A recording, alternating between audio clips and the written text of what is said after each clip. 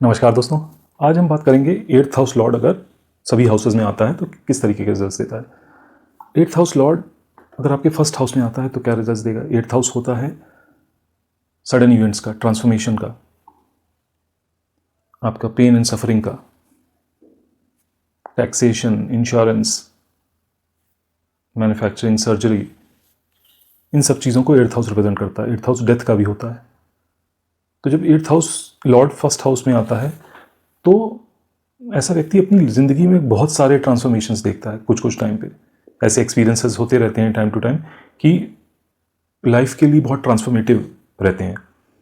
Eighth house secrecy को भी represent करता है, तो ये बहुत हाई पॉसिबिलिटी बनती है कि ये व्यक्ति अपने चीज़ों को लेके बहुत सीक्रेटिव हो, उतना ज़्यादा शेयर ना करता हो सबसे। इसकी बहुत हाई पॉसिबिलिटी बनती है। Eighth house Lord first house में है तो इस व्यक्ति की तबीयत भी बहुत ठीक ना रहती हो, ये भी पॉसिबल है, because eighth house chronic illnesses का भी है। बट अगर ये यहीं पर एट्थ हाउस से रिलेटेड चीज़ों को कर रहे हैं, इनका inclination towards occult sciences, mystical subjects बहुत ज़्यादा होगा और वो उसको परस्यू भी करना चाहेंगे अपनी लाइफ में, और करेंगे तो उनके लिए अच्छा है। अगर प्रोफेशनली नहीं तो as a hobby side by side सीखना चाहिए। इनका एट्थ हाउस बैलेंस होगा तो ऑटोमेटिकली इनको रिजल्ट अपने फर्स्ट हाउस में भी अच्छे दिखेंगे। चलिए अब एट्थ हाउस लॉर्ड को सेकंड हाउस में लेके आते हैं। सेकंड हाउस है आपकी फैमिली का, आपके खाने पीने की आदतों का, आपकी वाणी का। तो इस व्यक्ति को बहुत सोच समझ के बोलना चाहिए जब भी कुछ बोल रहा है, क्योंकि बहुत हाई चांसेस हैं कि ये कुछ ऐसा बोल देगा जिसकी वजह से खुद ही परेशानी में पड़ जाएगा। तो कुछ भी बोलने से पहले 2 बार एटलीस्ट दिमाग में चीज़ को रिपीट कर लेना चाहिए, पहले आपके मुंह से वो बात बाहर आए। अब एट्थ हाउस लॉर्ड है सेकंड हाउस में, तो इनकी फैमिली लाइफ बहुत खास नहीं रहती है, अच्छी नहीं रहती, बहुत उतार चढ़ाव से भरी हुई रहती है। और फैमिली के साथ इनके सर्टेन एक्सपीरियंसेस ऐसे हो सकते हैं जो कि बहुत ट्रांसफॉर्मेटिव हो इनके लिए। इनके लिए इंपॉर्टेंट है कि ये अपनी एक्यूमुलेटेड वेल्थ अपने पास ना रखें, अपने पार्टनर के अकाउंट में रखें, because otherwise eighth house lord second house में होने की वजह से इनकी accumulated wealth time to time खर्च होती रहेगी, और वो कोई भी खर्चा इनको फालतू का नहीं लगेगा, इंपॉर्टेंट ही होगा, बट ये बहुत ज़्यादा लंबे टाइम तक बचत नहीं कर पाएंगे। तो इनके लिए आइडियल सिनेरियो यही रहेगा कि ये अपनी वेल्थ किसी और के अकाउंट में रखें या इन्वेस्टेड रखें कहीं पर। सेविंग्स अकाउंट में अगर ज़्यादा पैसा रहेगा तो वो खर्च हो ही जाएगा कहीं ना कहीं। और वाणी पे बहुत कंट्रोल रखना है, क्योंकि मेजॉरिटी प्रॉब्लम का कारण आपकी वाणी बनेगी आपकी ज़िंदगी में, एट्थ हाउस लॉर्ड अगर सेकंड हाउस में है तो। चलिए एट्थ हाउस लॉर्ड को थर्ड हाउस में लेके आते हैं। थर्ड हाउस है आपके सिबलिंग्स का, ट्रैवल का, आपके डॉक्यूमेंट्स का।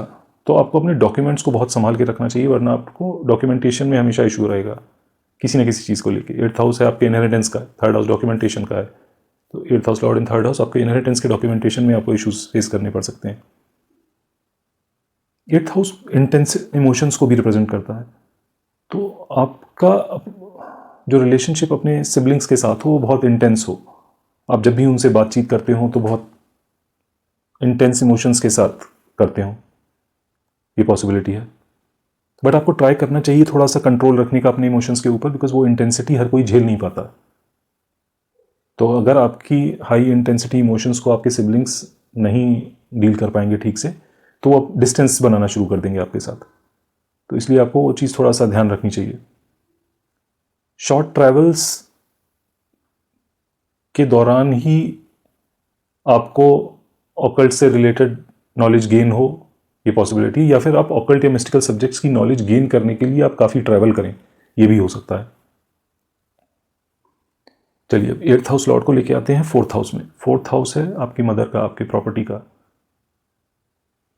आपके घर के माहौल का, लग्जरी, कंफर्ट, गाड़ी का। तो एट्थ हाउस लॉर्ड जब फोर्थ हाउस में आता है तो ये प्लेसमेंट बहुत अच्छी नहीं है।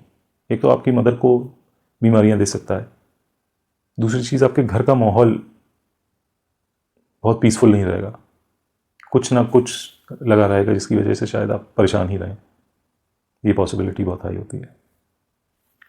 तो अगर इस तरीके के कुछ भी नेगेटिव एस्पेक्ट्स आप फेस कर रहे हैं तो एट्थ हाउस की या तो कोई एक्टिविटी आप करना शुरू कर दीजिए, ऑकल्ट सीखने लगिए, या चैरिटी शुरू कर दीजिए। चैरिटी करेंगे जितना ज़्यादा, उतना ज़्यादा आपका एट्थ हाउस अच्छे से बैलेंस होगा, रिलेटिवली कम इश्यूज फेस करेंगे आप। बट जो कार्मिक कारणों की वजह से आपको ये प्लेसमेंट मिला है तो थोड़ा बहुत तो झेलना पड़ेगा, बट आपकी टॉलरेंस के बाहर नहीं जाएगा, बस रेमेडीज़ का इतना बेनिफिट होता है। चलिए अभी 8th हाउस लॉर्ड को लेके आते हैं आपके 5th हाउस में। 5th हाउस है आपके बच्चों का, आपकी पढ़ाई का, स्पोर्ट्स का है, आपके पूर्व पुण्य का है। तो 8th हाउस लॉर्ड जब रोमांटिक रिलेशनशिप्स का है आपकी, 8th हाउस लॉर्ड जब 5th हाउस में आता है तो आप पाएंगे कि आपके रोमांटिक रिलेशनशिप्स में ऐसे एक्सपीरियंसेस रहे हों जो कि आपकी लाइफ के लिए बहुत ट्रांसफॉर्मिंग रहे हों। ये प्लेसमेंट बहुत पॉसिबिलिटी बनाता है अनलेस और अनटिल आपके बच्चे के चार्ट में प्लानिटरी प्लेसमेंट्स बहुत अच्छा ना हो, कि आपके बच्चे की लाइफ में भी स्ट्रगल रहेगा काफ़ी, क्योंकि 5th हाउस बच्चों को रिप्रेजेंट करता है आपके, स्पेशली फर्स्ट बॉर्न। और आपकी पढ़ाई भी कोई बहुत स्मूथली हुई हो इसके चांसेस बहुत कम है, अनलेस और अनटिल कहीं से जुपिटर की एस्पेक्ट आ रही हो या कोई कनेक्शन बन रहा हो। अगर 8th house Lord 5th house में है तो आपकी एजुकेशन में भी समस्या रही होगी, ब्रेक्स हो सकते हैं या आप बहुत अच्छे परफॉर्मर ना रहे हो, ऐसा हो सकता है। मल्टीपल चीज़ें हैं। आपकी क्रिएटिविटी को हैम्पर करता है 8th house Lord in 5th house. But आप अगर किसी चीज़ की डेप्थ में जाके उसको समझ के एक चीज़ करने की कोशिश करेंगे तो आप अच्छा भी करेंगे, बिकॉज 8th हाउस किसी भी चीज़ की डेप्थ में जाकर उसको एनालिटिकल माइंड से देखने का भी है। तो जब आप 8th हाउस के एट्रीब्यूट्स को यूज़ कर रहे होते हैं 5th हाउस के एट्रीब्यूट्स में, तो आप कहीं ना कहीं बैलेंस आउट कर रहे हैं नेगेटिव एस्पेक्ट्स को 8th हाउस की, तो जिसकी वजह से आपको उतनी समस्याएं ना झेलनी पड़े 5th हाउस में, ये हो सकता है। 8th house Lord 5th house में आपके रोमांटिक पार्टनर को काफ़ी इंटरेस्ट हो ऑकल्ट साइंसेज में, मिस्टिकल सब्जेक्ट्स में, ये भी पॉसिबल है। या वो किसी ऐसे प्रोफेशन से आते हों या आती हों जो 8th हाउस से रिलेटेड हो, जैसे taxation, manufacturing, engineering, occult, surgeon हो, पॉसिबिलिटी है,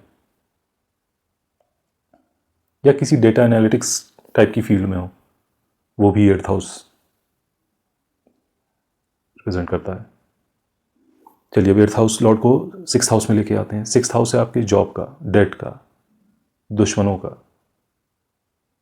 रोग का, सेवा का, आपके एम्प्लॉयज़ का, सबॉर्डिनेट्स का, हाउस हेल्प्स का, पेट्स को भी 6th हाउस रिप्रेजेंट करता है। तो जब 8th हाउस लॉर्ड यहाँ पर आता है तो आपको यूजुअली एम्प्लॉयज़ हों या सबॉर्डिनेट्स हों या हाउस हेल्प्स हों उतने अच्छे नहीं मिलेंगे, उनकी वजह से आपको कुछ ना कुछ दिक्कतों का सामना करना पड़ेगा। लेकिन अगर और 8th house Lord 6th house में है तो आपको जॉब में भी इश्यूज देखने को मिल सकते हैं। सिर्फ उसी जगह आपको नहीं इश्यूज देखने को मिलेंगे जहां पर वो व्यक्ति 8th हाउस की जो भी चीज़ें होती हैं उनसे रिलेटेड जॉब कर रहा होगा, insurance, taxation, occult, manufacturing, surgical चीज़ों से रिलेटेड, या वो खुद सर्जन हो तो इश्यूज ना फेस कर रहे हो सकता है। या 6th हाउस का लॉयर हो, डॉक्टर हो, तब भी समस्या कम देखने को मिलेगी। 8th house Lord 6th house में है और आपको ये सब दिक्कतें ना फेस करनी पड़े, उसके लिए आपको अपना लेबर डोनेशन करना चाहिए, सेवा भाव होना चाहिए आपके पास। किसी भी रिलीजियस इंस्टीट्यूशन में जाके आप हेल्प करिए, साफ सफाई में काम करवाइए वहाँ पर। रिलीजियस इंस्टीट्यूशन में नहीं जाना चाहते हैं तो ओल्ड एज होम में जाइए, एनिमल शेल्टर में जाइए। 6th हाउस को बैलेंस करने की सबसे अच्छा तरीका यही है, आप अपना श्रमदान करें। सिर्फ पैसे के डोनेशन से काम नहीं चलेगा, यहाँ आपको अपना श्रमदान करना बहुत इंपॉर्टेंट है। चलिए अब 8th हाउस लॉर्ड को 7th हाउस में लेके आते हैं। 7th हाउस है आपके पार्टनरशिप का, बिजनेस एंड मैरिड पार्टनर दोनों। तो 8th हाउस लॉर्ड जब यहाँ आता है तो ये पॉसिबिलिटी है कि आपके स्पाउस का इंटरेस्ट काफ़ी ज़्यादा हो मिस्टिकल साइंसेज में, ऑकल्ट साइंस में। पार्टनरशिप आपकी बहुत स्मूथ नहीं चलेगी, कुछ ना कुछ उतार चढ़ाव आते रहेंगे। और शादी के बाद आपने अपनी लाइफ में मेजर ट्रांसफॉर्मेशन देखा हो, ये भी बहुत हाई पॉसिबिलिटी है। अगर आपकी शादी नहीं हुई है अभी तो वेट करिए, आप देखेंगे मेजर ट्रांसफॉर्मेशन अपनी लाइफ में। शादी के कुछ साल बाद आप देखिएगा कि आप शादी के पहले कैसे थे और अब क्या है। नॉट नेसेसरीली कि वो बुरा ही होगा, हो सकता है आप अच्छे के लिए ट्रांसफॉर्म हो, बट ट्रांसफॉर्मेशन ज़रूर आएगा। चलिए अब 8th हाउस लॉर्ड को 8th हाउस में देखते हैं। 8th हाउस लॉर्ड अगर 8th हाउस में है तो ऐसे व्यक्ति को इनहेरिटेंस का सुख मिलता है। जो भी प्रॉपर्टी, पैटर्नल प्रॉपर्टी होगी वो इनहेरिटेंस में इनको मिलती है, लेकिन इनको क्रॉनिक इलनेसेस भी फेस करनी पड़ सकती हैं अनलेस और अनटिल कोई बेनिफिक प्लैनेट्स का एस्पेक्ट बचा रहा हो, वो दिक्कत हो सकती है। बट हाँ, और ये प्लेसमेंट ऑकल्ट साइंसेस को प्रोफेशनली प्रैक्टिस करने के लिए बहुत अच्छा है, और अगर वो ये कर रहे हैं तो 8th हाउस के सारे दोषों से निजात मिल जाएगी, उनको कोई समस्या नहीं देखने को मिलेगी। तो 8th हाउस लॉर्ड अगर 8th हाउस में है तो भले ही एज अ साइड हसल आप इसको प्रोफेशनली परस्यू करिए ऑकल्ट साइंस को, आप एस्ट्रोलॉजी सीखिए या कोई भी और दूसरे तरीके की ऑकल्ट साइंस, रेकी, हीलिंग या ऑल एनी अदर मोडालिटी, वो सीख सकते हैं आप, और उसको प्रैक्टिस ज़रूर करिए। वो प्रैक्टिस आप करेंगे तो आपका 8th हाउस बहुत अच्छे से बैलेंस होगा और आपको इस तरीके की कोई समस्या देखने को नहीं मिलेगी, बहुत स्मूथली आपका जीवन निकल जाएगा। स्पेशली 8th हाउस से रिलेटेड चीज़ों को लेके बोल रहा हूँ। अब 8th house Lord 9th house में लेके आते हैं। 9th हाउस है आपके फादर का, फैमिली ट्रेडिशंस का, रिचुअल्स का। तो इस व्यक्ति को अपने फैमिली ट्रेडिशंस एंड रिचुअल्स को फॉलो करना चाहिए, रिलीजियस होना चाहिए इसको। टीचर्स की बहुत इज्जत करनी चाहिए, अपने फादर के साथ अच्छे रिलेशनशिप होना ज़रूरी है, इर्रेस्पेक्टिव फादर का क्या एटीट्यूड है आपकी तरफ। अगर आपको अपना जीवन बेहतर करना है तो आपको उनके साथ रिलेशनशिप ठीक रखना चाहिए। गुरु हैं आपके अगर, तो उनका ध्यान रखिए। गुरु नहीं है तो टीचर्स को रेस्पेक्टफुली ट्रीट करिए, अपनी लाइफ में जो भी टीचर्स हों उनसे एक अच्छी रिलेशनशिप बनाकर रखिए। 9th house long distance travel का भी है, तो जब 8th house Lord 9th house में आता है तो आपको मिस्टिकल एक्सपीरियंसेस या नॉलेज अबाउट मिस्टिकल सब्जेक्ट्स और ऑकल्ट साइंस से रिलेटेड सब्जेक्ट्स जब लॉन्ग डिस्टेंस ट्रैवल आप कर रहे हो तब हुई हो या होगी, इसकी बहुत अच्छी पॉसिबिलिटी बनती है। चलिए 8th हाउस लॉर्ड को 10th हाउस में लेके आते हैं। 10th हाउस आपके प्रोफेशन को रिप्रेजेंट करता है, आपके पब्लिक स्टेटस को रिप्रेजेंट करता है। तो 8th house Lord 10th house में आना उतना अच्छा प्लेसमेंट नहीं माना जाता, बिकॉज आपकी प्रोफेशनल लाइफ कंटिन्यूस ट्रांसफॉर्मेशन से भरी हुई रहती है, और ज़रूरत से ज़्यादा ट्रांसफॉर्मेशन किसी को भी नहीं पसंद आते। आपको लगता है यार कहीं सेटल डाउन तो हो ज़िंदगी में, लेकिन बहुत ज़्यादा उथल पुथल मची रहती है। बट इसका मतलब ये नहीं है कि आप प्रोफेशनली अच्छा नहीं कर रहे होंगे, आप उथल पुथल के बावजूद अच्छा करें, क्योंकि आजकल डेफिनेशन अच्छा करने की सिर्फ ये रह गई है कि आप पैसा अगर अच्छा कमा रहे हैं तो मतलब प्रोफेशनली अच्छा कर रहे हैं। ज़रूरी नहीं है। आप हो सकता है पैसा अच्छा कमा रहे हो बट मेंटल स्ट्रेस इतना ज़्यादा हो कि आप पर्सनली अपनी पर्सनल लाइफ में एकदम कंप्लीटली ट्रांसफॉर्म्ड इंडिविजुअल हो। आप अपने दोस्तों से, रिलेटिव से पूछिएगा कि 10 साल पहले जो आपको जानते थे उसमें और आज में आपके नेचर और एटीट्यूड में क्या डिफरेंस आया है। थोड़ा बहुत सब में आता है, बट फंडामेंटल तौर पे अगर आप चेंज हो गए हैं तो इसका मेजर कारण ये प्लेसमेंट रहेगा। लेकिन अगर आप, क्योंकि ये प्रोफेशन का हाउस है और 8th हाउस से रिलेटेड ही अगर कोई प्रोफेशन में आप हैं तो आपको हो सकता है इस तरीके की समस्या का सामना ना करना पड़े। तो यदि आपका प्रोफेशन अभी तक शुरू नहीं हुआ है तो कोशिश करिए कि आप अपने आप को इन लाइन्स पे ट्रेन करें कि आप 8th हाउस से रिलेटेड कोई प्रोफेशन ले पाएँ, परस्यू कर पाएँ। और अगर आप ऑलरेडी किसी प्रोफेशन में हैं तो 8th हाउस से रिलेटेड कोई ना कोई एक्टिविटी ज़रूर करिए। अगर आप एस्ट्रोलॉजी या कोई भी ऑकल्ट प्रैक्टिस नहीं सीख सकते हैं तो चैरिटी करिए, जितना ज़्यादा से ज़्यादा हो सकता है अपनी कैपेबिलिटी के अनुसार उतना करिए। 100 रुपये कमाते हैं तो एटलीस्ट 10 रुपये तो दान करिए। अब आप जितना भी कमाते हैं मतलब बेसिकली उसका 10% कोशिश करिए कि आप अच्छी कॉजेज़ के लिए डोनेट कर पाएँ। और आप देखेंगे कि आप अगर करते हैं ऐसा तो यूनिवर्स आपको पलट के इससे कहीं ज़्यादा देती है।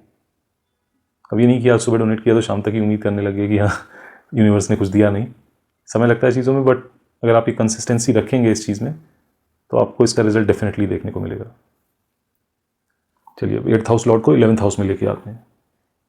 11th हाउस है आपके दोस्तों का, आपके रिलेटिव्स का, आपके डिज़ायर्स का, आपके नेटवर्क का, आपकी इनकम का। तो 8th हाउस लॉर्ड जब 11th हाउस में आता है तो आपके दोस्तों की वजह से आपको नुकसान हुआ हो, ये पॉसिबिलिटी होती है, या रिलेटिव्स की वजह से। उनकी वजह से आपने ज़िंदगी में इतने ट्रांसफॉर्मेटिव एक्सपीरियंसेस देखे हों कि अब आप किसी पे भरोसा ही नहीं करते और आपको एक आइसोलेशन में रह के काम करना, जीवन व्यतीत करना ज़्यादा बेहतर लगता है। इसकी काफ़ी हाई पॉसिबिलिटी बनती है। 11th हाउस इनकम का, 8th हाउस लॉर्ड यहाँ पर आया तो आपकी इनकम हमेशा एकदम स्मूथ रहे ज़रूरी नहीं है, उतार चढ़ाव ऊपर नीचे देखते रहेंगे। बट अगर आप यहीं 8th हाउस का काम करना शुरू करेंगे तो आप अपनी इनकम को भी ग्रेजुअली देखेंगे कि कंसिस्टेंटली आ रही है आपके पास, आपको समस्या नहीं हो रही उस चीज़ में। चलिए 8th हाउस लॉर्ड को 12th हाउस में लेके आते हैं। 12th हाउस है आपका स्पिरिचुअलिटी का, मेडिटेशन का, लॉन्ग टर्म इन्वेस्टमेंट्स का, फॉरेन सेटलमेंट का, हॉस्पिटलाइजेशन का। तो जब 8th house Lord 12th house में आता है तो ये व्यक्ति को क्रॉनिक इलनेस होने के चांसेस काफ़ी हाई हो जाते हैं। और इस व्यक्ति का लॉन्ग टर्म इन्वेस्टमेंट अगर करना है इसे, तो कभी भी एज एन इंडिविजुअल इन्वेस्ट ना करें, किसी के साथ जॉइंट इन्वेस्टमेंट करें, क्योंकि आपके लिए इन्वेस्टमेंट्स में आपको अच्छा रिजल्ट मिले इसकी संभावनाएं थोड़ी कम है। तो इसलिए आपको दूसरे किसी और के कुंडली का सपोर्ट चाहिए होगा, इसलिए जॉइंट इन्वेस्टमेंट करना आपके लिए ज़्यादा बेनिफिशियल है अगर 8th हाउस लॉर्ड आपका 12th हाउस में है तो।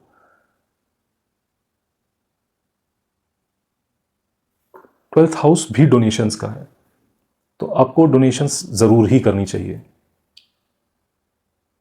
चैरिटी वर्क बहुत इंपॉर्टेंट है आपके लिए करना, to balance out both 8th and your 12th house, because 12th house खुद भी लॉस का है, 8th house sudden event, sudden losses का खुद है, 12th हाउस मोक्ष का, 8th हाउस डेथ का है, तो ये थोड़ा ज़्यादा डिफिकल्ट कॉम्बिनेशन हो जाता है। तो आपको ध्यान बहुत ज़्यादा देना है इस चीज़ पे कि आप डोनेशंस ज़रूर करिए और अपनी कैपेबिलिटी के हिसाब से करिए। आप 1000 रुपये कमा रहे हैं तो आप 50 रुपये, 100 रुपये जो भी हो सकता है वो डोनेट करिए। आप लाख कमा रहे हैं तो 5-10 हज़ार रुपये डोनेट करिए। 10 लाख कमा रहे हैं तो 50,000, 1 लाख रुपये डोनेट करिए अपनी कैपेबिलिटी के हिसाब से। ये नहीं कि आप 10 लाख रुपये महीना कमा रहे हैं और आप दे रहे हैं 1000 रुपये, तो वो अपने आप को धोखा देने के बराबर है। तो थोड़ा दिमाग में रखिएगा जब भी डोनेशन कर रहे हैं कि आपकी है क्या हैसियत और आप कितना कर रहे हैं, वो बहुत मायने रखता है। चलिए दोस्तों, तो ये था 8th house Lord in all the different houses.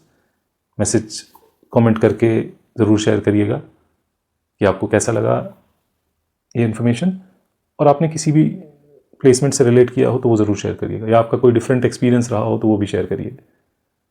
दूसरों को भी मोटिवेशन मिलेगा देख के कि अच्छा हाँ, और आपने जो मैंने रेमेडीज सजेस्ट करी आप ऑलरेडी कर रहे हैं और उससे आपने चेंजेस देखे हो तो प्लीज़ वो तो बिल्कुल शेयर करिएगा, क्योंकि वो दूसरों को मोटिवेट करता है जो समस्याओं से गुजर रहे होंगे कि वो भी वो रेमेडीज़ कर पाएँ। नहीं तो आदमी ज़्यादातर स्केप्टिकल होकर छोड़ देता है कि पता नहीं इससे लाभ होगा भी कि नहीं होगा। बट वो अगर आपके कमेंट्स पढ़ेंगे और देखेंगे कि नहीं लोगों को फ़ायदा हुआ है तो they will feel motivated to do it themselves, और सभी को थोड़ा फ़ायदा हो जाए तो उसमें किसी का कोई नुकसान नहीं है। बाकी ऐसी और इन्फॉर्मेशन के लिए जुड़े रहिए मेरे साथ। धन्यवाद।